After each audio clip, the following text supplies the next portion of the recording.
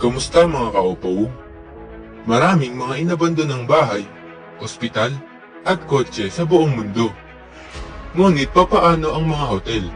Sa anong sitwasyon ang isang gusali na may maraming silid ay biglang inabandona?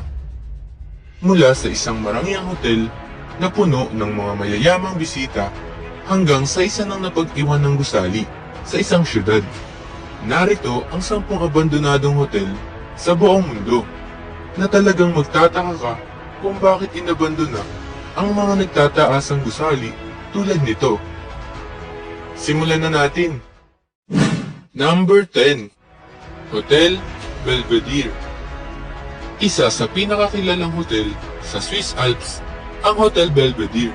Ito ay nakatayo na ng higit sa 135 years sa isang tila ahas at nakakatakot na daan na tinatawag nilang The Furka Pass, na taon-taong binabagtas ng mga manlalakbay sa Switzerland. Ang mga turista ay nagpupunta sa hotel na ito para masilayan ang tourist spot na Rhone Glacier o ang tipak ng yelo. Ngunit kasabay ng pagtunaw ng Rhone Glacier dahil sa global warming ay ang pag-ubos din ng mga turista na nagpupunta sa hotel. Isa din sa dahilan ay ang pagiging marupok at sa ilang dekada nang hindi na-renovate ang hotel. Base pa sa mga nagpupunta dito bago maipasara noong 2015 ay may mga puwang na ang mga sahig at ang mga hagdan. Wala rin itong safety exit kung magkaroon man ng aksidente at ang mga kutsyon ay gawa pa sa mga lumang buhok ng kabayo. Mananatili na lang sigurong landmark ito para sa mga sasakyang dumadaan. Number 9. Ryugyong Hotel. Matatagpuan sa Pyongyang, North Korea, ang tinuguriang tallest unoccupied building in the world, ang Ryugyong Hotel. Ito ay may taas na 330 meters tall at may 105 na palapag na mayroong halos 3,000 na kwarto. Sinimulang ipatayo ang hotel na ito noon pang 1987. Ngunit nahinto noong 1992 matapos magkaroon ng economic crisis sa North Korea. Base pa sa mga balita ay umabot ng $750 million ang kabuoang ginastos upang maabot nito ang full architectural height nito, kung saan ay wala pang mga pintana at interior fittings. Matapos ang 16 years na pagkaabandon na sa hotel, ay muli nilang itinuloy ang pagbuo dito noong 2008 hanggang 2011, kung saan ay natapos nilang lagyan ng mga exterior glass panels at telecommunication antenna. Ngunit sa kasalukuyan ay abandonado pa din ang hotel na ito dahil sa patuloy na tigil gawa sa hotel. Sa halip na maging sakit lang sa mata ang gusali, ay nilagyan nila ito ng mga LED lights upang maging kaakit-akit ito sa gabi. Number 8. Haludovo Palace Hotel. Ang Penthouse Magazine owner na si Bob Guccione ay ang may-ari ng Haludovo Palace na itinayo noon pang 1971 na matatagpuan sa Krk, Croatia. Naglaan siya ng halos $45 million para sa isang luxurious hotel na ito, kung saan ay nagsaserve ng mga mamahaling pagkain tulad ng caviar at lobster. Ngunit sa kasamaang palad, matapos ang isang taong pagsaserbisyo nito, ay nauwi ito sa pagkalugi at hindi kumita, kahit na ito ay isang mamahaling hotel na mayroong casino, swimming pools, mga bars, mamahaling pagkain at magagandang tanawin. Noong magkaroon naman ng gera noong 1991, ay dito na malagi ang mga tumakas sa gera at lahat ng mga natirang gamit tulad ng mga appliances at furniture sa hotel ay tuluyan ninakaw. Ang mahalagang naiwan na lang dito sa sandaling matapos ang kaguluhan ay ang pundasyon nito.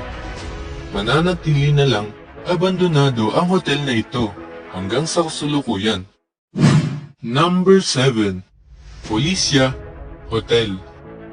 Ang Hotel Policia ay naipatayo noong 1970s na may 8 palapag at tinutuluyan ng mga high-profile delegates Ito ay matatagpuan sa Pripyat, Ukraine.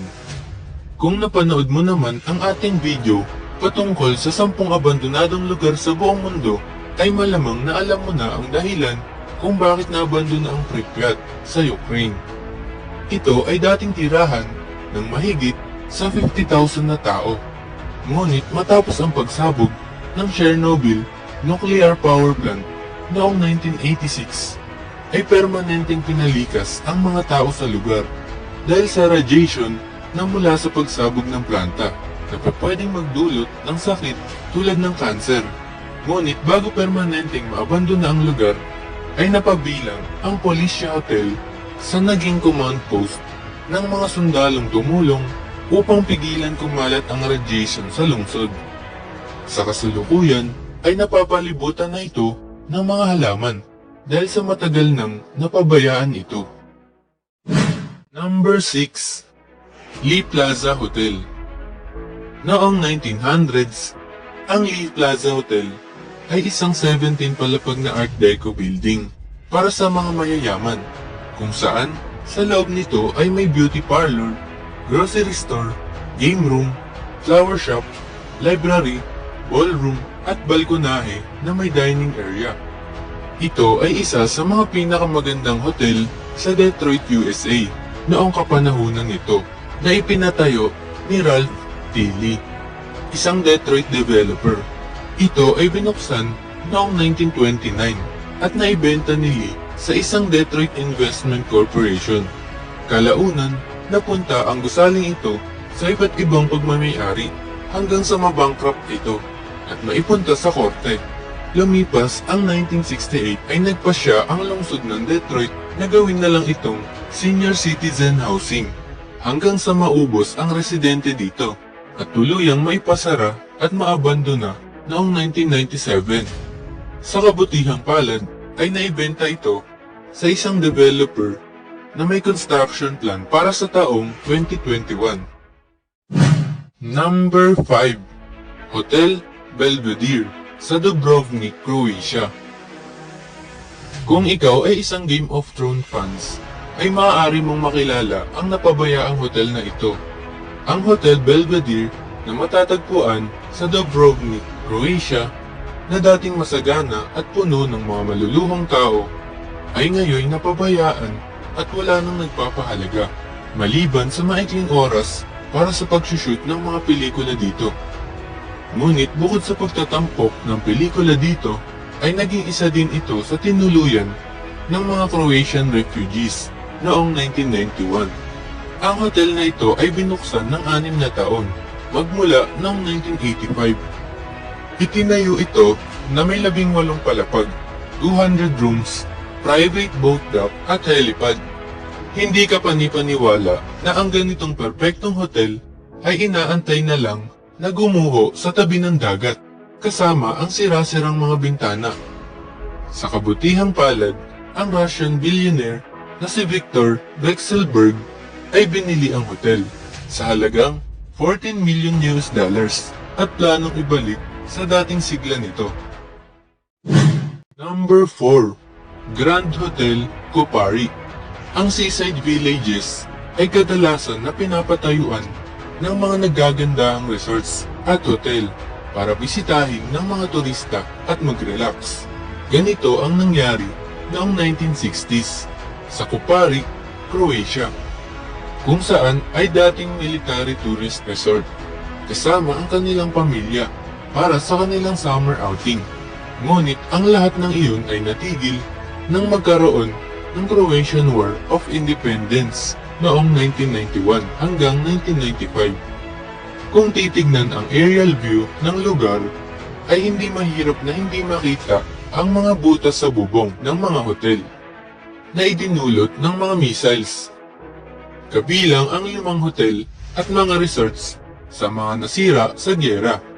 Matapos ang gyera ay pinagkukuha ng mga locals ang anumang natirang bagay na mahalaga sa hotel, tulad ng mga copper pipings o tanso. Talagang nakakalungkot ang sinapit ng mga gusali dito kung saan ay hindi na maaayos pa. At karamihan dito ay dinimolish noong 2017. Number 3. Hotel Ponce Intercontinental. Kilala din bilang El Ponce na matatagpuan sa Ponce, Puerto Rico. Ito ay may 7 palapag at may 170 rooms na idinisenyo noon pang 1957 ng isang American architect na si William Tabler.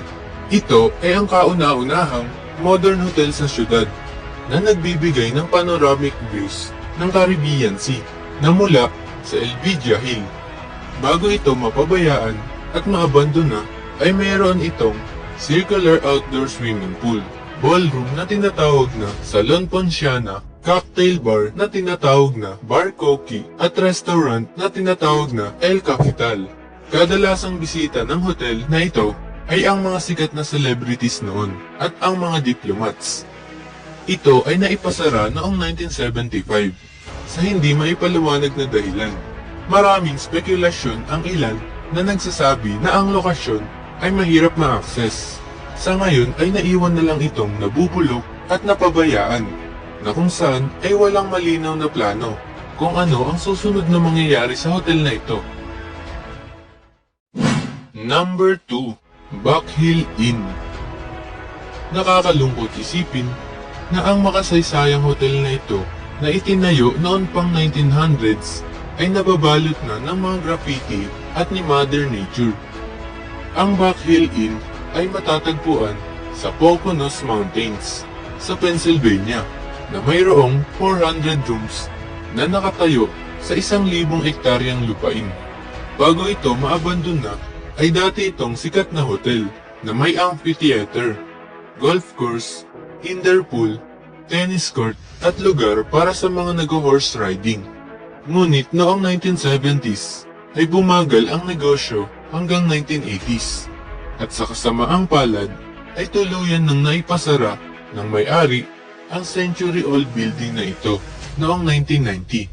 Marami ang gustong mai-restore ang Buck Hill Inn, ngunit marami ang nabigong maibalik ito sa dating sigla nito kung kaya't tuluyan na lang itong pinabayaan.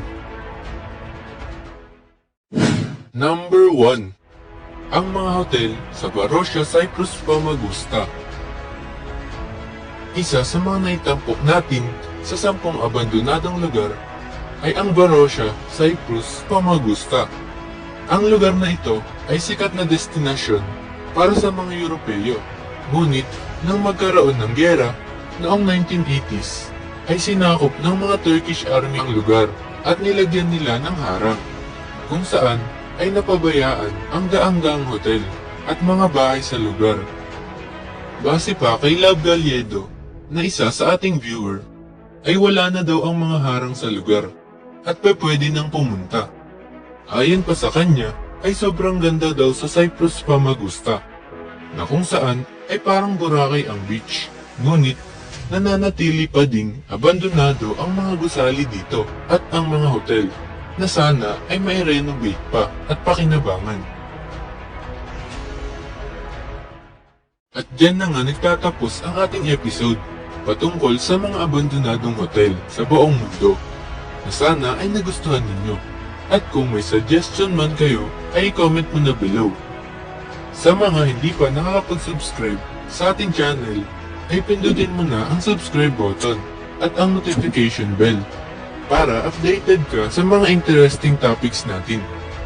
Subukan din natin paabutin ng 100 likes ang video na ito. Shoutout kay Marian De Leon at sa mga viewers natin sa San Jose, Nueva Ecija. Maraming salamat mga Kaupaw TV.